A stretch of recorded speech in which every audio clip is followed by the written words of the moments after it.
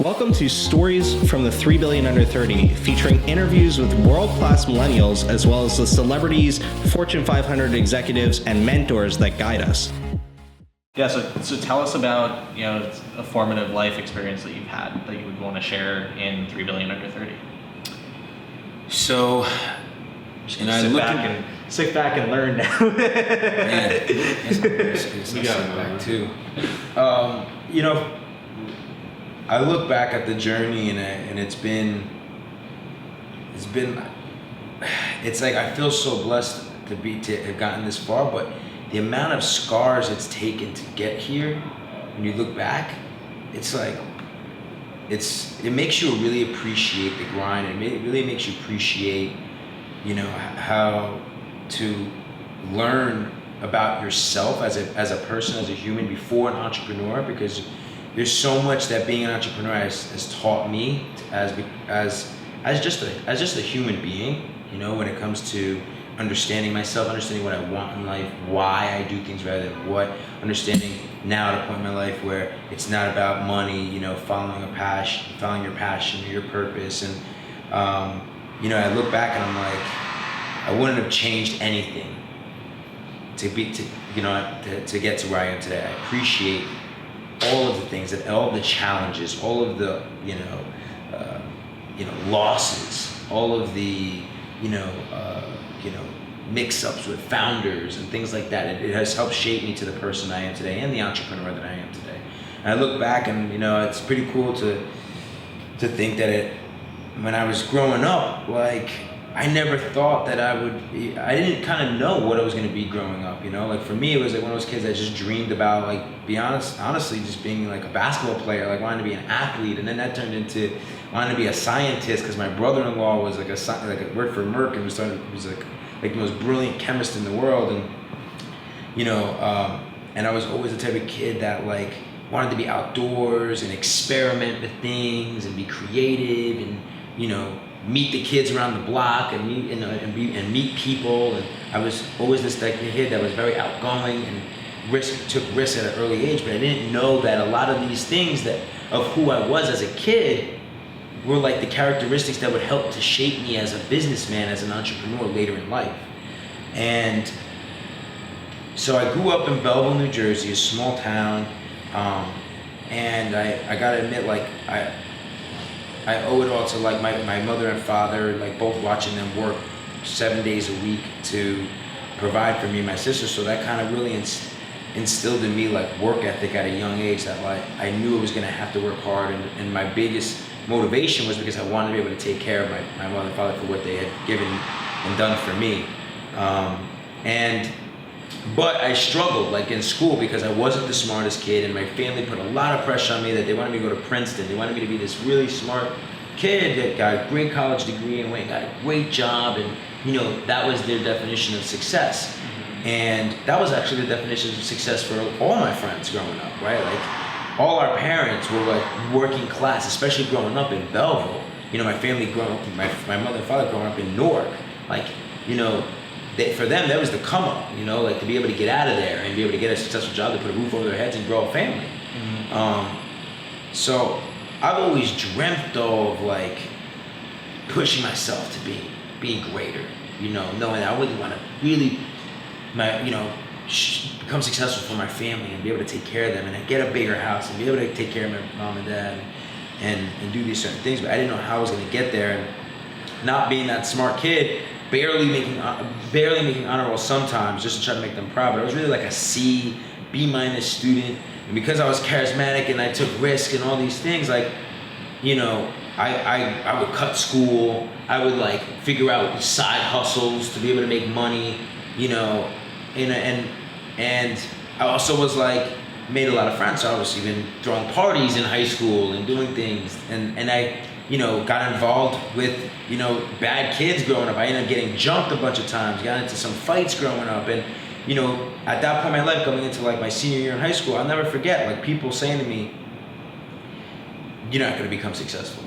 Like you're going to end up like going down the wrong path. My teachers thinking it, my father, I got into huge fights with, I've gotten into a fist fight with my father once growing up.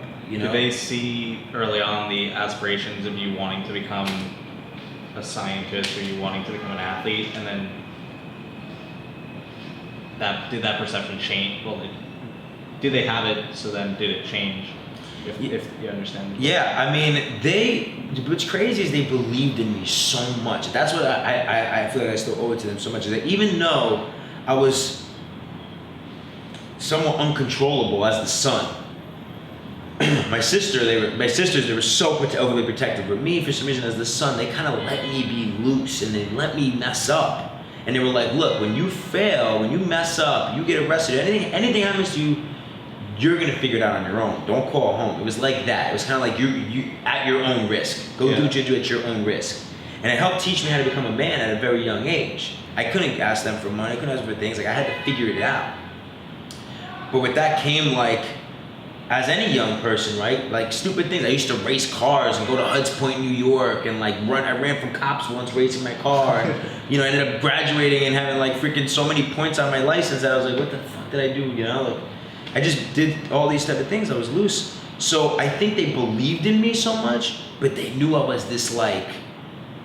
They were like almost scared in a way because I had like no boundaries.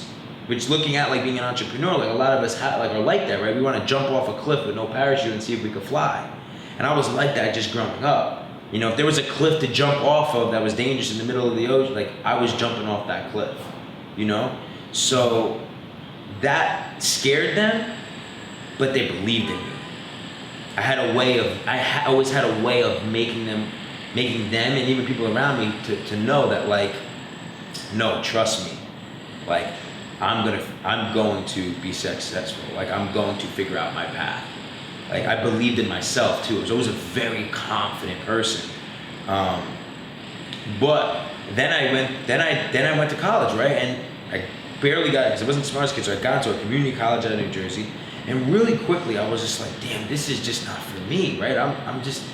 I feel like I'm back at square one in high school again. I'm not learning from books. My kids around me are partying more than ever as a freshman. And I wanted to learn about investing. I wanted to learn about business. I really had this inner fire of like now starting to prove everybody wrong more than myself, right? I had an ego early on in my age. I wanted to prove wrong. I wanted to prove to my parents that I could become successful.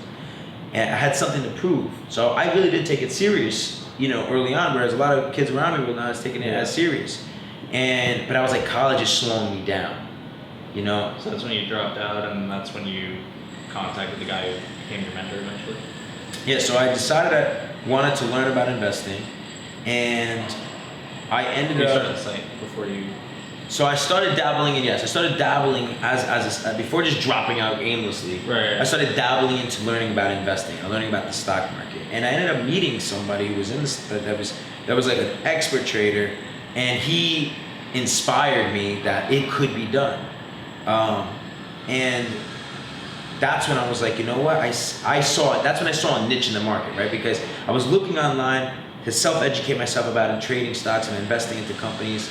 And there really wasn't anything out like back then that was what I was looking for. There was a couple forums and chat rooms, but there was nothing that was like a community that had a sense of credibility like eBay or Amazon, where you can see a rating system, you can know who actually is a great trader and who isn't. And I was like, man, if I can build that rating system and build this online forum, I think I have something there because I'm looking for it. And then that's when I was like, I'm gonna do it. And I took the little money I saved, I found somebody in the local community that was ended up being a web designer, hired them to help build it out.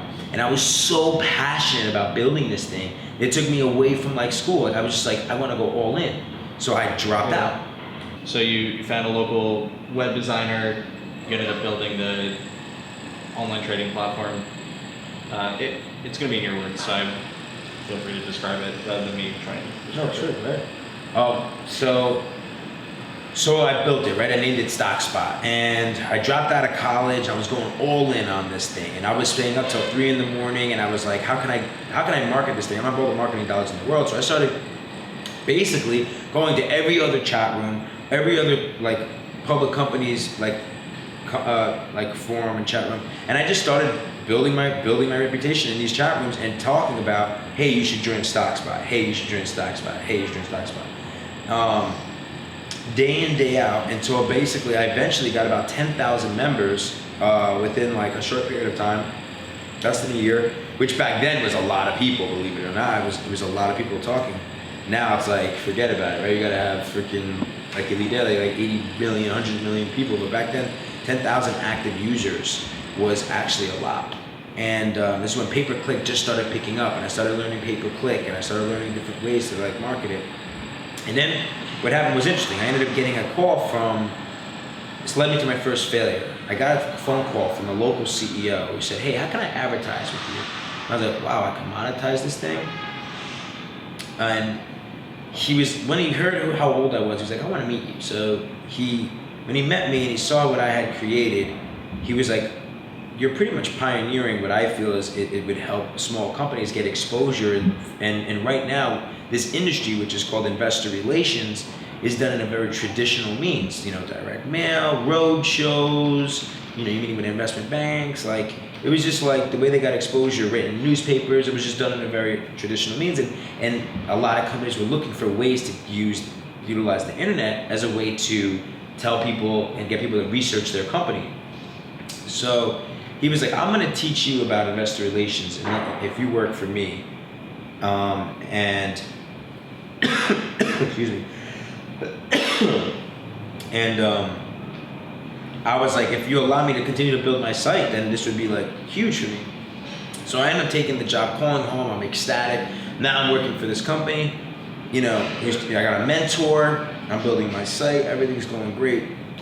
And what happened was interesting. So I'm building this company out for a year, doing everything for this guy. I'm running PPC for him, I'm building his website, I'm doing video marketing for him, I'm writing his press releases, I'm talking to all his shareholders, and I build him to have the largest shareholder base out of any small cap company in the market at that time. 18,000 shareholders. It was nuts how much hype was around this company. So I called Ron up one day and I'm like, I think we should do the first ever public demonstration. And the company was really interesting. Partly the reason why I joined him was because it was a nanotechnology company reinventing the battery. And I was always interested in this technology, even to today, because I still don't understand why we're charging our cell phones every day, 2-3 times a day. Like, why isn't battery technology evolving as quickly as a lot of other technologies? And what he had created was essentially a nano-structured wafer that separated the two liquids in a battery that, when they mix, create energy, right? So what he had was something that until you turn the device on and allowing the liquids to mix, it was essentially an infinite shelf life battery called the nano battery. And I was in Lucent Bell Labs with him, and Lucent was actually a renowned lab, and I was in the labs with him, and I loved this technology. I thought it was going to revolutionize the battery industry, so I loved it, right? Did everything to market it. Stocks up 400%, 18,000 shareholders, it's blowing up. I call him and do the first up demonstration. He says, Gerard, do it. I want you to handle everything soup to nuts. So I called my buddies back in Belleville, and my friend was DJing in the high school, right? I'm like, I need your help. I need mics. I need you to set up a TV and a stage for me. I send out invitations to all the shareholders. I invite investment bankers and brokers and investors in the room, and shareholders. I get the press. I get a venue in New York. Now, I never did public speaking before because I dropped out of college, and I looked like a baby. I had no facial hair whatsoever. Young, so I'm in the bathroom with my cue cards. I'm like, man, I'm so scared. All these people look at me like a baby, and I'm gonna tell them I love this company. CEO comes in, he goes, Gerard, you got all these people in the room, so just be yourself and just get out there, and that's it, and just be confident, be you. And he took the cards and he threw them out of my hand. So I said to myself, you know what? Fine, I'm gonna just go out there and do me. So I went out there, I said, hey everybody, I'm Gerard Adams, pleasure to meet you. Many of you have spoken to me over the phone, many of you have gotten emails to me. This is why I believe in this company. Thank you for coming. Now I'm gonna introduce you to the Chief Scientist Officer and CEO, Ron and Dr. Fred Allen. They come up, they go to unveil the nano battery. So they uncover this nano battery, and on the screen it's showing that no energy is being used. And when they hit this button, boom, it's gonna turn the device on, showcase energy on the screens, and just prove the concept of the infinite shelf life nano battery. So I was sitting there, pins and needles. They hit this button. I'm like, this is it. They're gonna raise tens of millions of dollars. As soon as this thing works, man, they got all these investors gonna go nuts. The stock's gonna roar. I'm gonna be the biggest IR young kid stud in the freaking world. Hits that button and crickets. It doesn't work. So classic demo freaking story, right? They didn't test it. They didn't prepare and test it. So my tail's between my legs, I'm devastated. People are like, what the fuck? Cursing, questioning everything, selling stock, all this stuff. And I'm like, dude, my career is over. Like, all of this work I did, my reputation is gone to shit. But then what happened was interesting. I'm down, I think everything's done. And a couple guys come up to me and say, hey kid, here's my card. I'm surprised you got me in the room. Call me. And that's when I went home that day and I said to myself, you know what? I have a passion for helping small companies. I love marketing. I love content. I love people. And regardless if this was a failure, I figured out what I'm passionate about. And I'm not gonna allow this to stop me. So I then decided to create my own agency to help small cap companies and utilize my marketing expertise to build email marketing campaigns, build a network of different bloggers and columnists and things like that. And I became known as like a quarterback. And over those next few years, I built my company to do 10 million in revenue by the time I was 24. And I managed many big marketing budgets for many huge small cap companies, as well as many failing small cap companies. Because as you know, a lot of small cap companies like startups, most of them fail. So very early on in my early 20s, I learned about failure. And I learned about how to overcome that failure.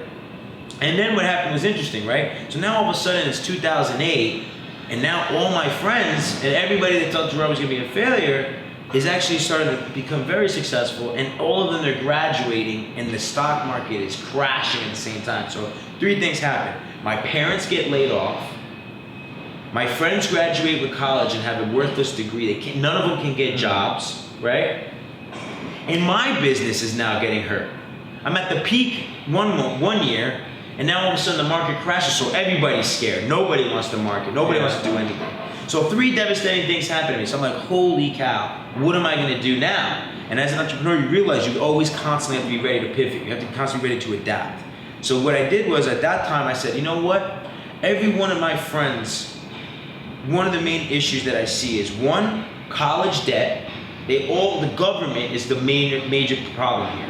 They're making it so easy for these kids to get some student loans. It's causing tuition prices to go through the roof. They're spending all this money getting into 50, 100, 6 figures in college debt. And now they're graduating and they can't even get any job. And our country's in the worst debt crisis it's ever been in history. And my parents are freaking dead. And most of all, everybody's paying attention to Kim Kardashian and the Jersey Shore. So I said to myself, where's the opportunity? Yeah. So I said to myself, okay, I've been now studying the stock market all my early 20s, so I already knew how to hedge the market. So what I decided to do is I said, I'm gonna start making documentaries because I know how to do marketing, I know how to build content. So I started making all these documentaries on the economies. I said, it's my job, I gotta help people understand the true economics of our country so that they're prepared for not only inflationary debt crisis and inflation crisis, but then they understand how to hedge the market and could succeed.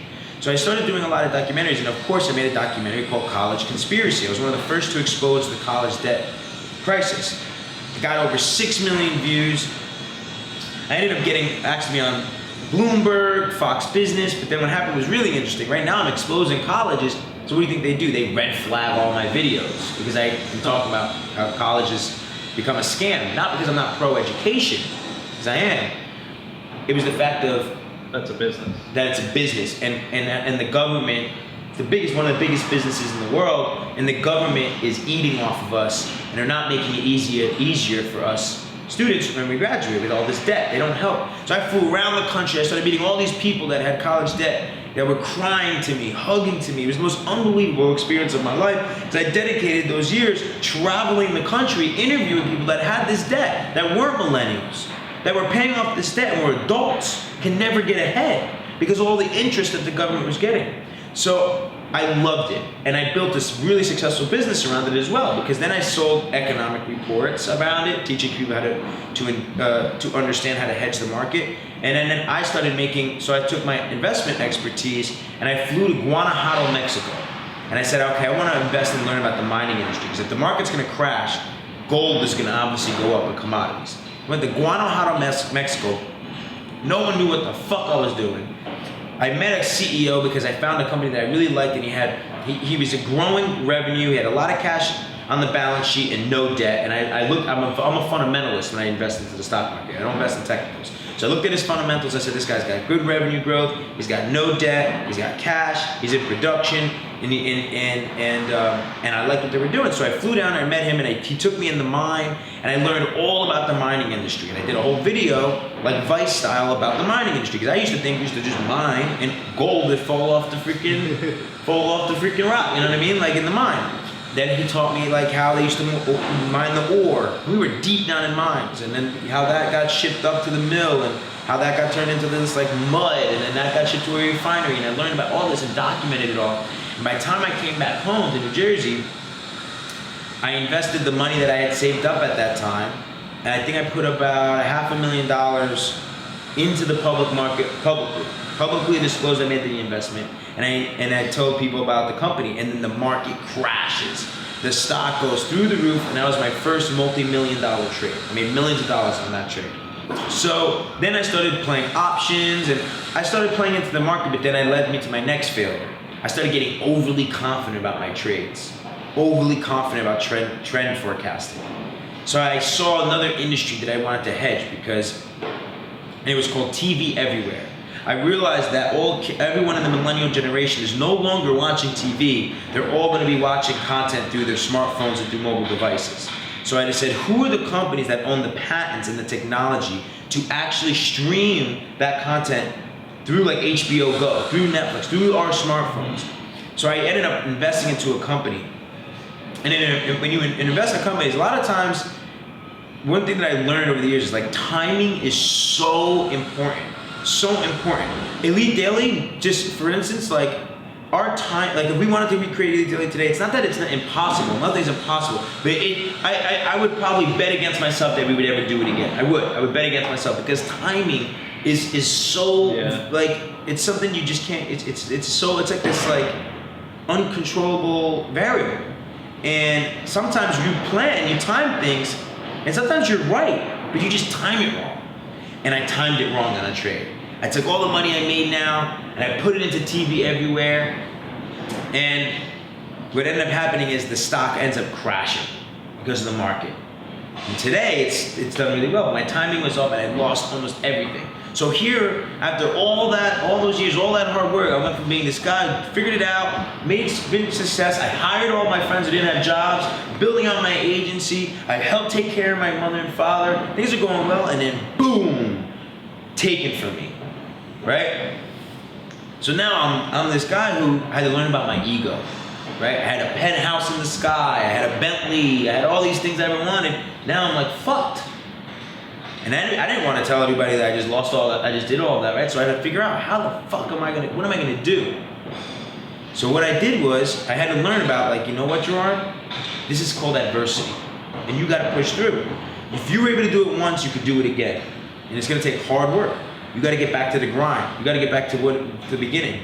So I decided, how can I take content and build around content? At that time, I had met a young man, David Arabov.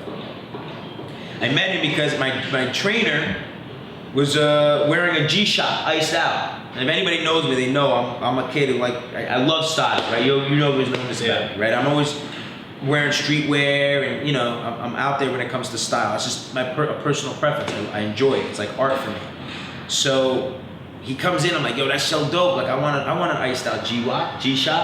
He's like, well, I'm gonna introduce you to this kid. So he takes me to this kid because he was training David's mother, and I meet David at Jacob the jeweler's office, freaking doors opening up with fingerprints, celebrities all over the walls, and there's David, this kid at like 17, 18 years old, and he's opening up all these watches, gonna get ready to sell me watches. I'm like, yo, you're fucking cool. Like, this is sick. Like, your family owns all this, and you're hustling G-Shock iced out? Like, that's cool, like, you know? And we built a relationship. We ended up hanging out and spending time together. And what happened was his mother ended up saying, Gerard, my son needs a little bit of direction. At that time, Jacob was in jail.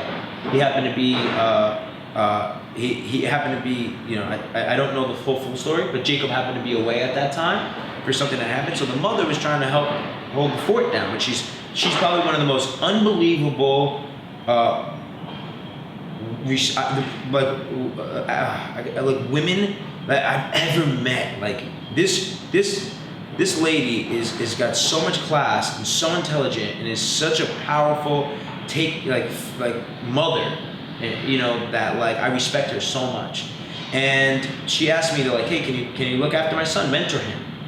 So I met with David at the Gansevoort Hotel in New York City one day, and he's like, hey, I need some guidance.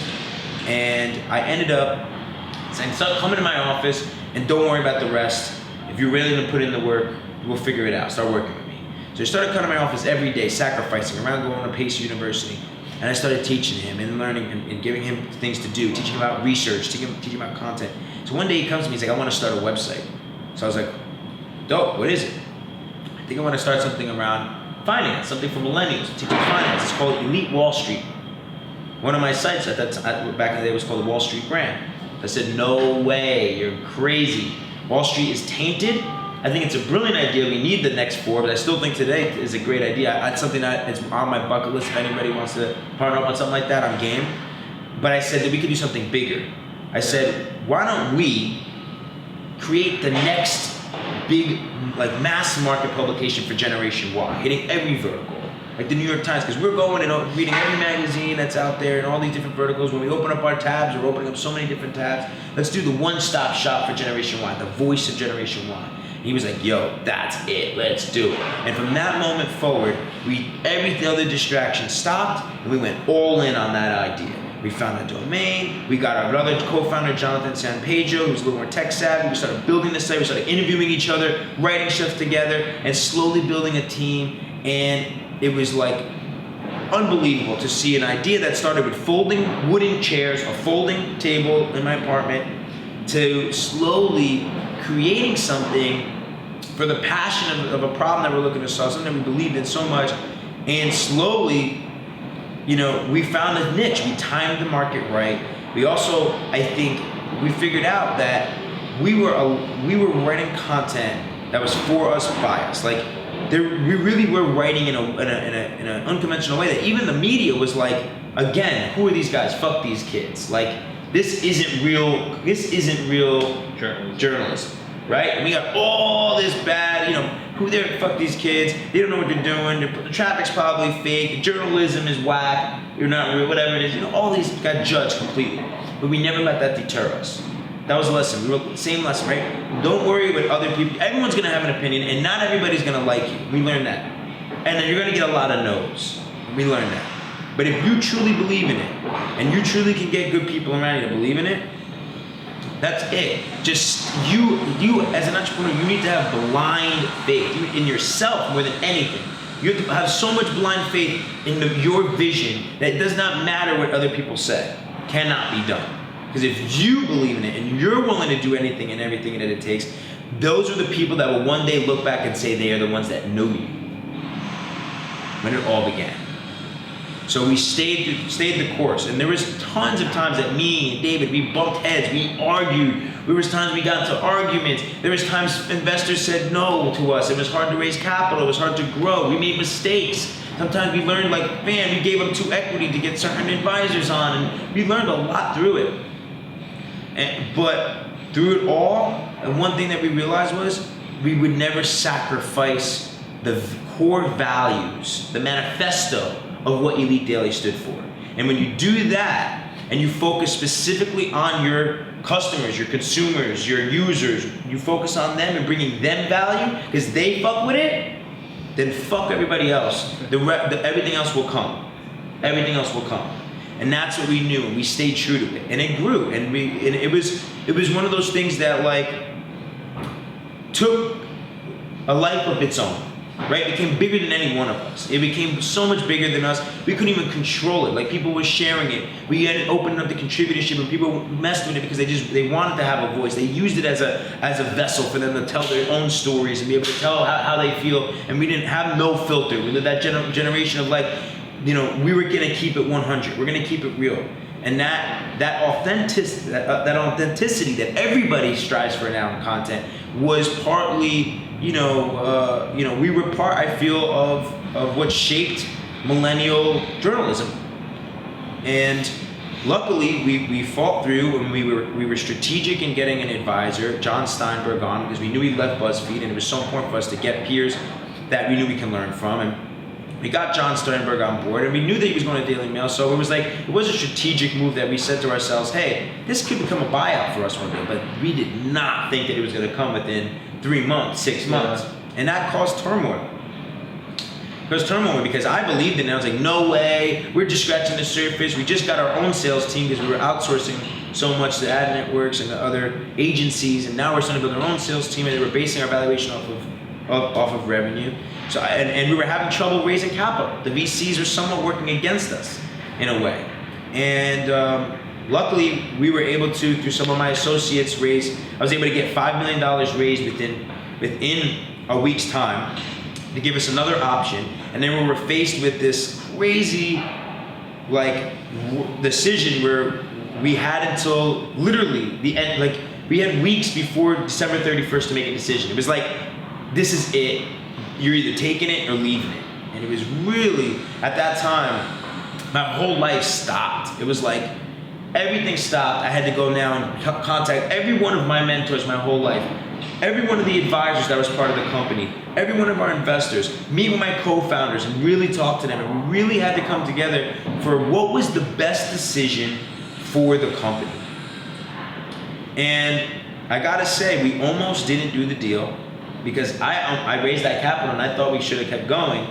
And then I had a moment with my two co-founders, David and Jonathan, where we're in the last meeting of the board meeting. We had to vote. This was it. Right? And both options are on the table. And I said, David, Jonathan, and I'll never forget this because Alan Patricof himself has shown up. Now, Alan Patricof is a godfather of venture capital, right? One of them. For him to show up for a deal this size, 50 million, is really doesn't really move a needle for him that much. But it just shows to show his character that every deal matters. And it was really unbelievable to have Alan Patricof himself and Grape Cross show up for this decision. And so it really was high stress. I said, David, Jonathan, let's go in the other room and talk, just us three. We go in the other room and I looked at them in the eye like a little brother. I was like, dude, man, we came a long way. This is it for us. This is our decision. I really want to have a hard time with you. We started this thing together. We're going to finish it together. What do you think is the best decision for the company? Honestly. And they said, Gerard, I'm telling you right now, Facebook is changing their algorithms. We truly think it could buckle. We truly think it'll hurt us in the long run. Forget about the acquisition. This is a good partnership. Elite will now grow bigger than us, like we always dreamed of. Every single person that's now in that office that's been there, sweat and tears helping us, they now have the security that it'll continue. We did it, man. So there we are. You know, we knew that this was something that Daily Mail would give the security to every single person that was behind us during the time that we were building it, and it was a company that can give us the infrastructure and capital to grow to the next level. And we just looked at each other's eyes, man. Tears, I can't lie, tears came to our eyes, and we're like, all right, man, this is crazy. This is a win. This is huge for us. We didn't raise a ton of capital, so we all had a good sized portion of the company still, and we went back in there, and I made the first vote. David made the vote, JSP made a vote, and then our other partners made their vote, and that was it, man. We celebrated. It was one of the best moments of my life, and it was bittersweet because I went home the next day. I went home that night ecstatic, but then the next day depressed, oh my God, you don't know, was this the right decision? 50 million is nothing. I was like, damn, we could have got so much more, you know? You always aim, because, especially at a time where Instagram gets bought for $1 billion, and then you got, all these major companies getting sold for such big amounts, you really don't know that you shortchange yourself. Mm-hmm. But I think it was one of the best decisions we made. I think companies now are becoming more rabbits. Real actual, the chance to have that. Real actual businesses building interesting tech. So I look back, and now looking back, Facebook changed their algorithms, and we were right. And our traffic had gotten hurt, and it got a lot harder. So that bittersweet feeling now feels unbelievable, and now to be able to pay off my parents' mortgage, take care of my sister's debt even more, take care of the people that have supported me my whole life, and now open up a nonprofit incubator in Newark, back in New Jersey, where I grew up, and be able to now give the resources and mentorship and space, a collaborative place to foster entrepreneurship and passion and ideas. It was always my own dream of having my own fantasy factory like Rob Dyrdek, to be able to now do that and live a life that's fucking fully fulfilled of love and full passion, like, is the dream.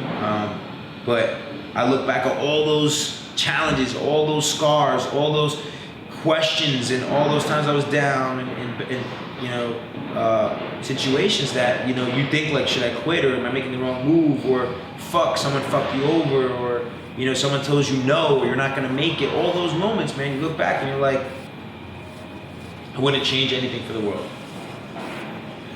Yeah. Thanks for sharing. Yeah, sure. Thank you for watching another episode of Stories from the 3 Billion Under 30. Now, if you want to see more stories from the 3 Billion Under 30, we actually have a book coming out in January called 3 Billion Under 30. And if you go and click the link in the description below, you can get 3 free stories from the next book right now. Not in January, now. So check it out and follow the rest of the web series in order to see more interviews just like this one.